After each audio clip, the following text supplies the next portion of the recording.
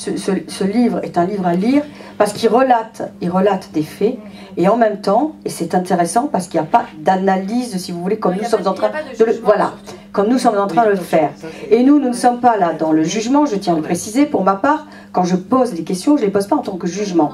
Je les pose simplement parce que moi aussi, si vous avez mené une enquête, moi en tant que philosophe, je m'interroge sur la possibilité de faire que cette société dans laquelle on a à vivre ensemble soit une société qui, dans son horizon, parce que bien sûr on n'est pas non plus dans les utopies, hein, mais dans son horizon pourrait être meilleure et peut-être plus agréable pour ces gamins-là, parce que c'est aussi ça, je veux dire, même si on ne veut pas forcément être de leur côté ou contre eux, comment faire pour améliorer cette cité dans laquelle nous avons à vivre ensemble, comment faire à un moment donné pour que les politiques prennent la part de responsabilité, les parents aussi, parce que finalement, qu'est-ce qu'on est en train de se rendre compte? C'est que tout le monde est démissionnaire, on laisse la place à tout, et puis résultat, bien entendu, on ouvre des brèches. Donc, sans juger, sans être forcément dans un abus, si vous voulez, de jugement, etc., il y a quand même une évolution. L'évolution, même si j'ai vu que vous faisiez allusion à de la communauté, on peut quand même dire qu'on parle maintenant de caïd, alors qu'avant on parlait de parrain, ça désigne aussi la connotation, qu'on le veuille ou non, il y a un langage qui tourne autour.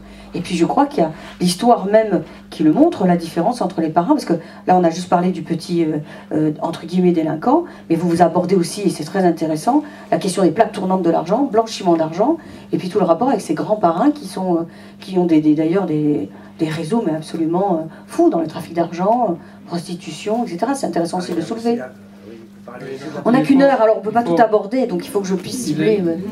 Il faut distinguer, on le fait grosso modo dans le livre. Il y a grosso modo 2 parties, il y a 12 chapitres, il y en a à peu près 6 qui sont consacrés plutôt à la nouvelle délinquance, et les 6 chapitres suivants plutôt à la nouvelle grande criminalité. Ce sont deux choses différentes, si ce n'est que l'un des indicateurs du néo-banditisme, c'est justement que, compte tenu des sommes en jeu, il y a aujourd'hui plus de porosité entre la délinquance et la grande criminalité. Je voudrais juste revenir d'un mot, et je ne veux pas rentrer totalement ou creuser la polémique qui peut se faire jour sur l'analyse des raisons de la violence et d'une société violente, parce que, en plus c'est effectivement pas notre propos, et en tout cas pas en termes de solution, et en même temps je ne voudrais pas que le livre soit l'occasion de porter un regard sur des fondements erronés, et je ne voudrais pas que, à partir du livre, on se mette à apprécier des réalités, parce que ce qui est raconté, et j'espère qu'on l'a plus raconté que décrit, ce qui est raconté, c'est la vérité, la vérité du quotidien, la réalité du quotidien, mais il faut se méfier de ne pas le juger avec nos propres défenses immunitaires par rapport à ces choses-là, par rapport à ces situations-là. C'est un corps, la société, c'est un corps qui est malade, c'est un corps qui a ses métastases, elles sont dans les quartiers, et c'est un corps qui est affaibli et qui est fragilisé, donc il faut le regarder en tant que tel, et je ne suis pas en train de rechercher des excuses, mais simplement essayer de poser un regard qui permette des explications de façon à ce que l'on puisse déboucher sur des solutions. Sinon, on ferme la discussion, on arrête de vivre en société, et on dit de toute façon c'est de la faute des autres, ils n'ont pas élevé leurs gamins, ils sont... Oui, bien sûr qu'ils n'ont pas élevé leurs gamins. Bien sûr qu'il y a eu une expérimentation qui a été menée à Toulon qui était intéressante sur des stages conduits par la justice et les éducateurs judiciaires pour apprendre à être parents et éduquer les parents. C'est vrai qu'il y a un déficit de ce point de vue-là. Et en même temps, l'enfant, c'est la richesse du pauvre. Je vais pas faire de misérabilisme simplement en vous disant que plus les gens sont pauvres, plus ils ont besoin d'enfants. C'est un constat que l'on a fait, on peut le faire sur la planète, et il y a plus d'enfants au sud et dans les familles africaines que dans une famille suédoise. c'est un constat. Et voilà, c'est une réalité. Alors, vous pourrez dire que l'enfant produit de l'allocation familiale et des revenus. C'est une solution. L'allocation familiale, c'est pas grand-chose. C'est une demi-barrette de shit et ça prend 10 secondes à la vendre, la demi-barrette de shit. Donc, bon, y a d'autres... L'enjeu est ailleurs. Et je pense que la véritable façon d'aborder cette violence, c'est le rapport à l'argent, la circulation de l'argent et la circulation de ce qui produit de l'argent et ce qui est nouveau chez les nouveaux bandits.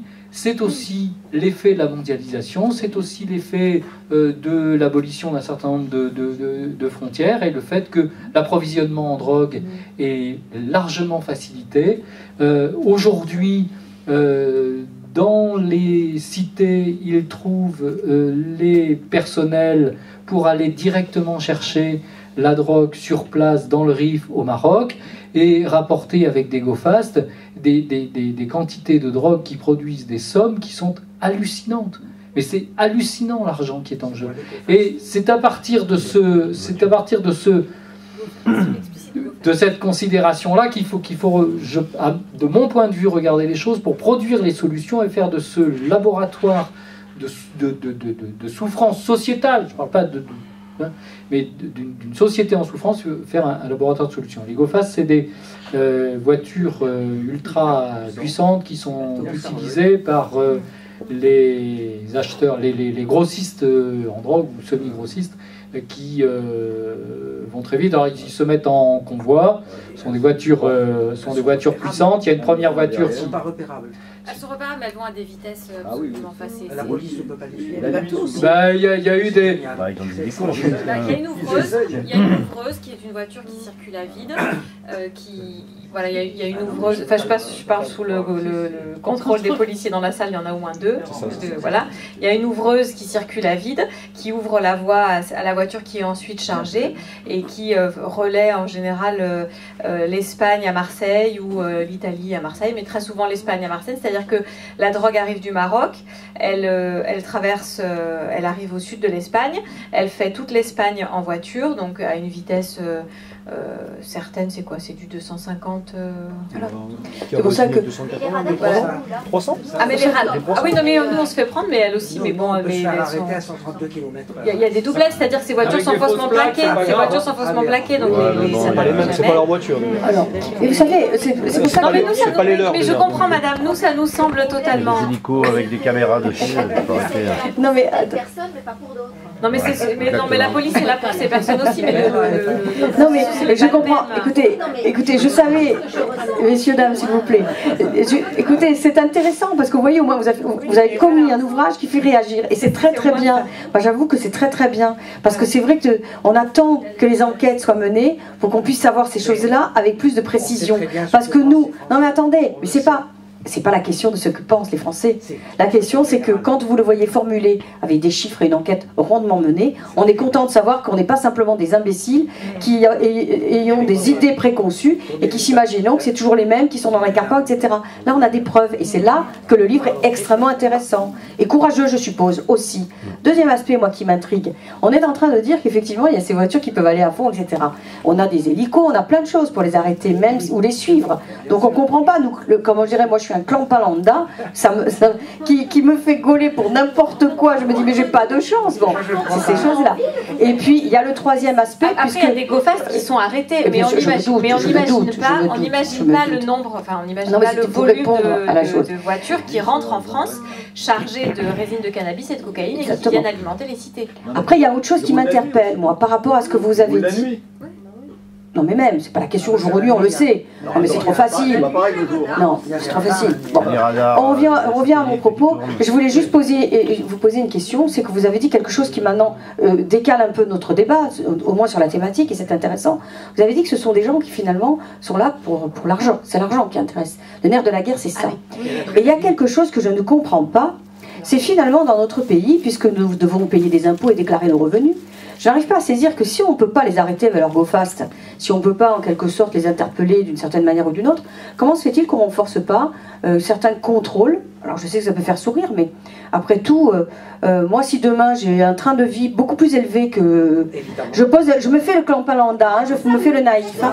Il est vrai que moi, personnellement, si demain je roule en Porsche avec mon salaire d'enseignant et que je dépense à qui mieux, on risque de me dire effectivement... Voilà, donc je m'interroge, puisque c'est une course à l'argent, comment se fait-il, puisque vous évoquiez tout à l'heure la possibilité des solutions, comment peut-être à un moment donné, on peut remarquer une délinquance, on va dire, du point de vue du fisc, et à ce moment-là, si on ne les a pas d'une façon plus peut-être brutale, avec des interpellations, mais au moins avoir une espèce de contrôle sur la famille ou les revenus ou ces choses-là.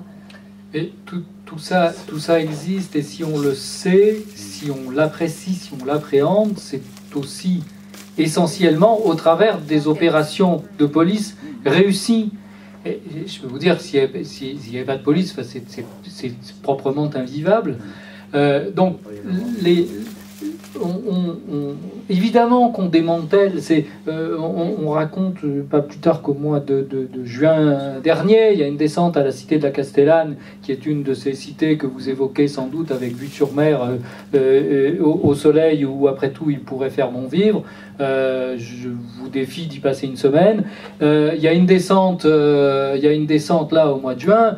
Les flics ont mis la main sur 1,3 million d'euros.